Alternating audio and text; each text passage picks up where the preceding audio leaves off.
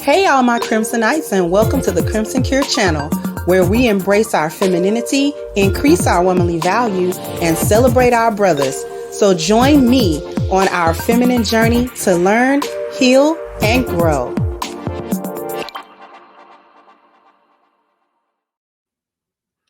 Hey there, my Crimsonites, and welcome to the Crimson Cure channel. I'm your hostess, femininity coach, and author of The Crimson Cure, and this is my perspective. So we got about a 3-minute video that I'm going to play.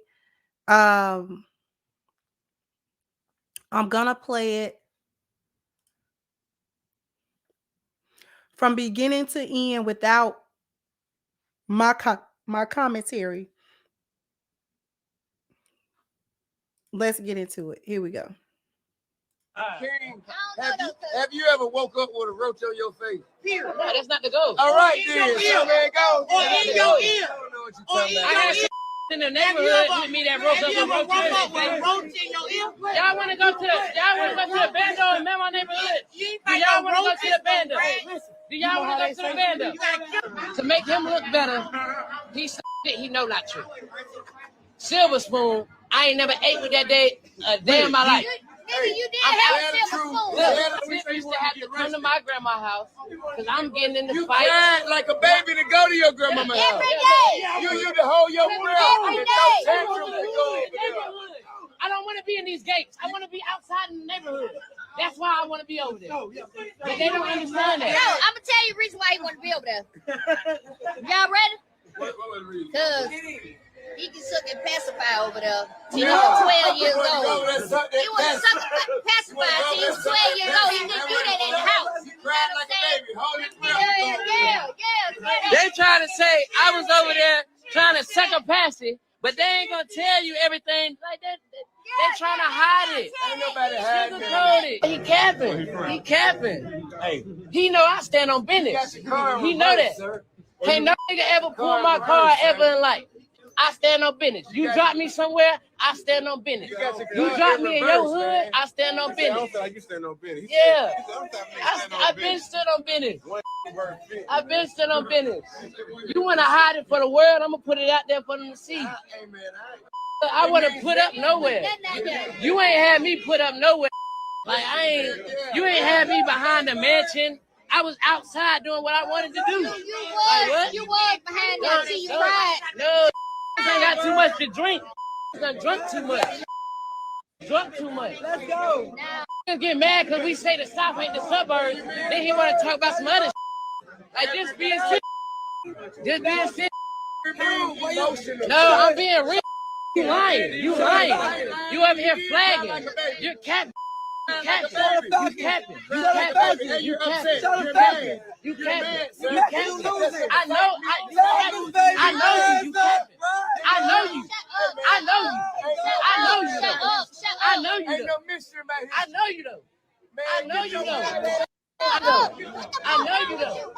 I know you. What's wrong with y'all? Why y'all doing that to me? Y'all know me. You know I stand on business. Why you even letting somebody play with me like that? Why you letting somebody play with me like that? Why you letting him play with me like that? No, ain't no joking. What do you mean? You are embarrassing yourself. You're embarrassing yourself. You are embarrassing yourself. You are embarrassing yourself. What is you talking about? Get off me, get off me. Well, you can't do nothing with me. Ain't shit you can do with me.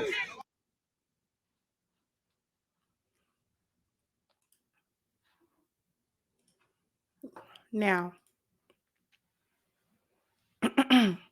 and with that, since what I provided for you was not good enough, and you want to be in the hood so bad, with that, everything is cut. It's cut. You want to be in the hood? Go right ahead.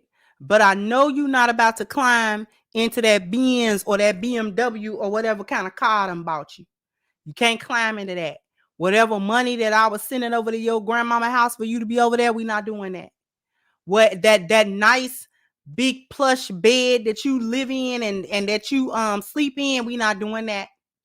Them nice clothes that you got on and them little chains, we not doing that. Give me all of that. And we not doing none of it. Because you are right now arguing with your family, and they are in what appears to be the skybox at a game. Talking about he's standing on business. This is not even something that should come out of this boy's mouth at all. Drop him anywhere and he a munch. Okay?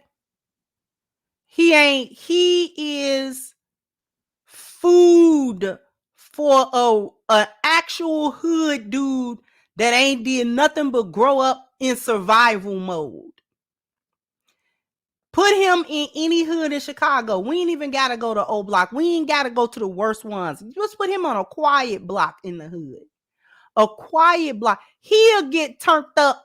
He'll get hemmed up at a corner store in Chicago. Do you understand? Do you understand the way in which these dudes would look at him? Like, oh, we got us one. Real simple. It's real smooth with this one. Because they know. You don't know nothing about what going on over here. You don't know no hood etiquette, no code. You don't know how to check in. No. No, sir. Absolutely not. You standing on business. But you don't know what that means. You don't know what that means. The problem is that this boy was raised in an environment where he didn't have any spiritual guidance. They had the money to give him. They was able to give him a good life in terms of he didn't have to struggle for nothing. He don't got to struggle for nothing. This boy ain't got to struggle for nothing. Okay? This boy ain't never had to be in no hood. He don't know what it is. Like they said in the beginning, you ever woke up with a roach on your face? He don't know what it is to actually be hungry. And there's nothing in that refrigerator. You're hungry enough that you got to go steal food if you want to eat it. He never did that. And you know what? Good that he's never done that. Everybody don't need to be doing that. Because we went through it, but we didn't want to go through that. We didn't want to be in the hood. We didn't want to be in poverty. We didn't want to be hungry. We didn't want to be half homeless. You going pillar to post. You know what I'm saying? You ain't got money for this and you ain't got money for simple things, simple stuff in life, necessities in life is going by because you don't got it. Your mama don't got it. Your daddy don't got it. They did what they were supposed to do in terms of, you know what I'm saying, especially T.I. growing up in a hood. And it's like, you know what? I'm not going to raise my children in that fashion.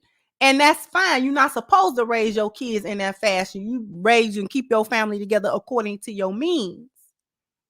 At the same time, this is a young man that feel comfortable cussing in front of his mother and father, like he's talking to them like he's talking to one of their little friends. And that's part of the problem right there. Because you wasn't gonna talk to in front of your mom and daddy and to your mom and daddy like they was one of your little friends. It's not about to happen. You will be waking up. I don't care if you call yourself 19, 20 years old. No. You will be trying to figure out what happened.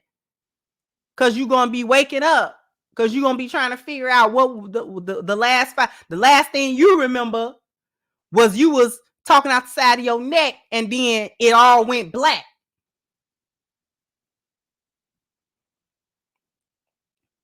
And people trying to say, oh, you know what I'm saying? What was wrong with T.I.? T.I. did what fathers do, actually, when sons get to a point where they feel like they can take their daddy. T.I. ain't nothing but what, in his 40s? That ain't old for not for no man. That's not old for no man. And T.I. ain't some fat, sloppy, out of shape dude. And a lot of teenage boys don't really realize that they don't want them kind of problems with their daddy. They really don't want them kind of problems with their daddy. You think he an old man. He not. And he's sitting there talking about, you talking this stuff, but I know you. King does not know. King knows T.I. his dad. King don't know the T.I. that he was before he was his dad. King don't know that guy. King has no idea who that guy is. The only people know who that guy is who was around him when he was that guy. His children know their father.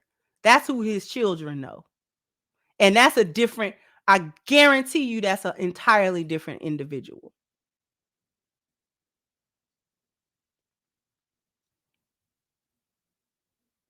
And this is part of why our culture is so trash, because why do you even want to be in a situation where you can experience the so-called hood and you not gonna last?